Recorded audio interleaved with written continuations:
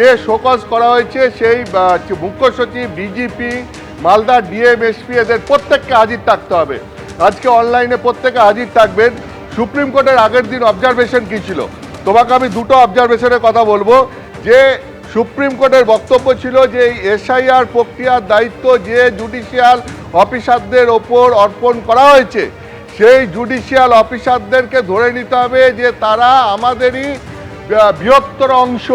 অর্থাৎ supreme court মনে করছে এই জুডিশিয়াল অফিসাররা সুপ্রিম কোর্টের হয়ে কাজ করছে, ফলে তাদের যাবতীয় নিরাপত্তা এবং তাদের যাবতীয় সুযোগ সুবিধা সমস্ত কিছু ইলেকশন কমিশন এবং রাজ্য সরকারকে দায়িত্ব নিতে হবে, পুলিশ প্রশাসনকে দায়িত্ব নিতে হবে।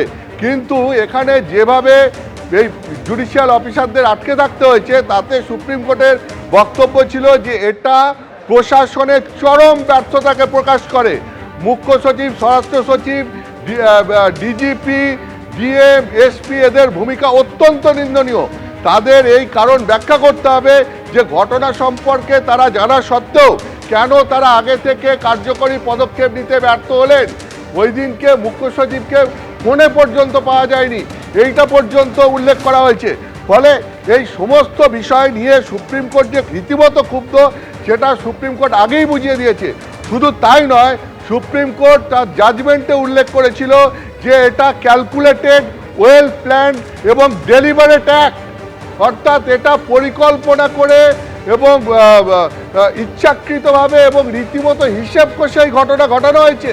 এবং তাতে সুপ্রিম কোর্টের বক্তব্য ছিল যে এটা হচ্ছে মালদা জেলার যে সম্পূর্ণভাবে ফেলিওর হচ্ছে সিভিল এবং পুলিশ অ্যাডমিনিস্ট্রেশনের, এইটা জাজমেন্টে লেখা হয়েছিল।